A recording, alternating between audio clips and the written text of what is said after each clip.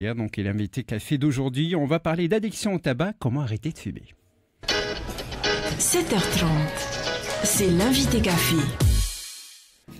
Bonjour à toutes et à tous, très bon réveil si vous sortez du lit, excellente journée si vous prenez la direction du travail ou de l'école. Ce matin, avec notre invité café, nous allons parler addiction au tabac, ou plutôt des solutions pour se défaire de l'addiction au tabac. Bonjour, docteur Christian Prulière. Bonjour. Vous êtes médecin en addictologie clinique et vous faites partie de la Ligue Vie et Santé de France, qui est une association loi 1901 qui aide les fumeurs à se libérer de leur addiction tabagique. Vous êtes au Fénois notamment pour former des animateurs qui seront ensuite chargés à leur tour d'aider les fumeurs, mais aussi pour lancer le premier plan de 5 jours. Alors, qu'est-ce que c'est que ce plan de 5 jours? Eh bien, le plan de 5 jours, c'est un moyen efficace, simple, pour arrêter de fumer. C'est une méthode qui a été élaborée il y a, on va dire, plus de 50 ans par un couple à la fois de médecins et de psychologues, d'ailleurs en Californie, puisque c'est dans une université de médecine sur Loma Linda, qui ont conçu ce plan de 5 jours lorsqu'on a pris conscience, surtout à la suite d'un fameux film qu'on appelait 1 sur 20 000, qui a révélé un peu l'importance et le risque de cancérologie, notamment au niveau du cancer du poumon, de la consommation de tabac.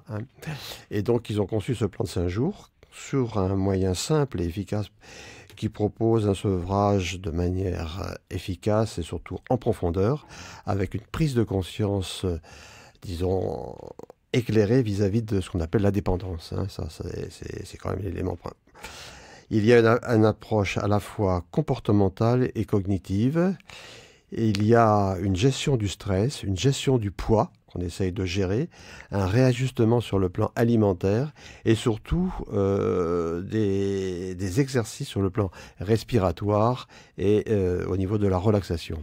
Alors, ça, c'est la technique durant le plan de 5 jours. Ensuite, il y a d'autres éléments qui concernent plus la partie psychologique, on va dire.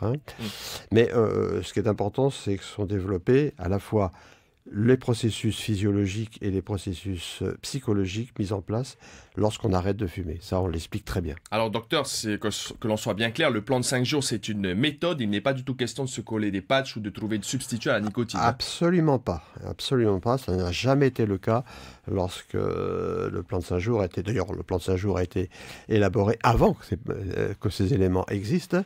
Mais même quand ces éléments existaient, on ne les a pas incorporés dans le plan.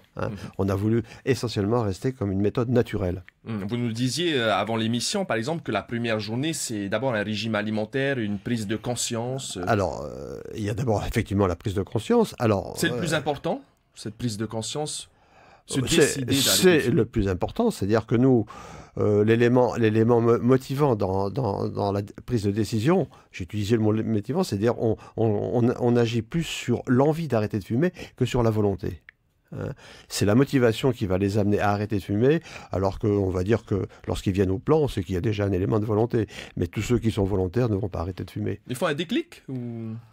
Ah, il y a un déclic, ça c'est sûr. Il y a un déclic qui peut survenir dès le premier jour, mais il y en a que ça arrive le 3e ou 4e jour. Mais ce qui est important, c'est que le déclic ait lieu. Alors, ce plan de 5 jours, donc, on arrête de fumer à l'issue des 5 jours, mais il faut qu'il y ait un suivi. Comment ça se passe ensuite? C'est important. Alors, on a toujours voulu gérer aussi des parties post-plan, parce que ce qui est important dans les 5 jours, c'est de prendre la décision, comme vous dites, utiliser le déclic et arrêter de fumer. Mais il est évident que les gens ensuite retournent dans la vie courante avec des pièges qu'ils peuvent affronter. Il faut apprendre à gérer ces pièges. Et des fois, on n'a pas pu aborder tous les problèmes durant les plans de 5 jours.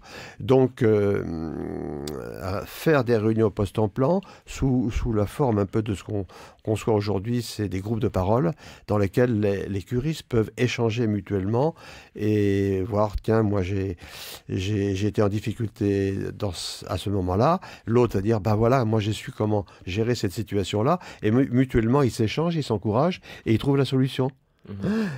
C'est un peu comme les alcooliques anonymes qui arrivent à se maintenir justement dans ce genre de groupe de parole. Le plan de 5 jours, en plus, a fait ses preuves. Il y a des chiffres plutôt encourageants.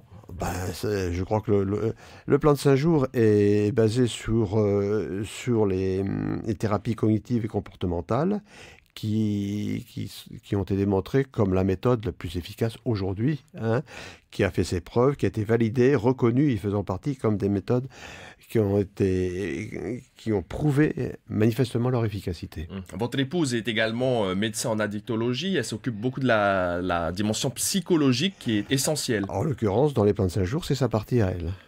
Elle consiste en quoi au niveau du plan psychologique, rapidement, si c'est vraiment une dimension essentielle. On considère quand même que dans les pratiques addictives, ce qui est plus important, c'est pas tellement le produit utilisé, c'est la personnalité qui consomme. Comprendre un peu pourquoi elle consomme, qu'est-ce qui les a amenés à consommer et qu'est-ce qui fait qu'elle n'arrive pas à arrêter par elle-même. Donc ce qui est important, c'est de comprendre un peu dans quel environnement elle a vécu, dans quel environnement elle vit toujours, qu'est-ce qui suscite sa poursuite. Alors, il y a des problèmes psychologiques qui peuvent venir. Il y a des sujets qui ont aussi des gros problèmes, qui sont suivis d'ailleurs par des psychologues ou voire même par des psychiatres.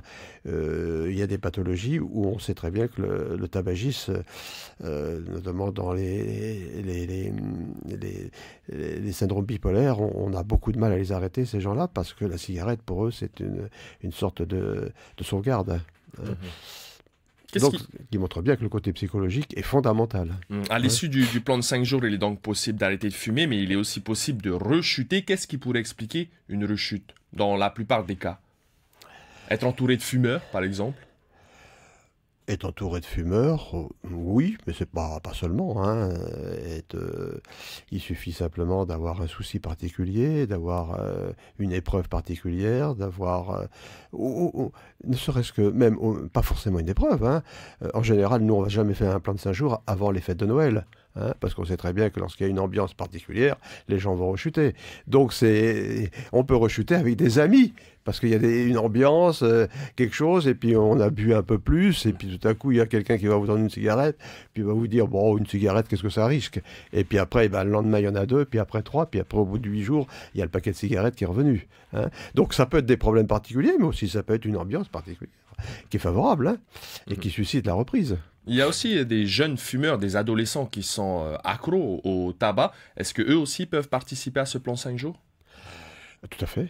Il n'y a pas de souci. Bon, j'avoue que c'est peut-être plus difficile avec eux, mais il n'y a pas de raison. Hein. Alors c'est vrai s'il y a des jeunes qui viennent, on aime bien qu'ils soient accompagnés quand même. Hein, soit par la famille, soit par des amis, mais parce qu'ils ont besoin, eux, d'être peut-être un peu plus soutenus. Et le problème du jeune, c'est de prendre la prise de conscience de sa consommation. On sait très bien que le jeune, la prise de risque, c'est pas un problème, en quelque sorte. Hein, il se croit à l'abri. Hein, donc c'est plus difficile de les motiver. C'est en ce sens que c'est plus difficile. Et voilà. D'accord. Merci en tout cas, docteur Prulière, d'être venu répondre à nos questions. On le rappelle, ce mercredi soir à 19h au Petit Théâtre de la Maison de la Culture, il y a la première soirée d'information de la Ligue Vie et Santé. Elle est gratuite et c'est à partir donc de 19h. Et puis les formations ouvertes à tous ont débuté le 26 et 27 octobre. C'est cela. Donc c'est vous et votre femme qui serez chargés de la formation. Tout à fait. D'accord. Et donc, le premier plan de 5 jours, vous le mènerez également et il sera lancé le dimanche 29 octobre. Tout le monde peut y participer? Bien sûr. Enfin, tous les fumeurs en particulier. Évidemment que ça s'adresse aux fumeurs qui veulent arrêter de fumer. Et donc, on les encourage fortement à venir prendre part à cette soirée d'information mercredi soir. Merci, docteur Prulière, et on vous souhaite une belle journée.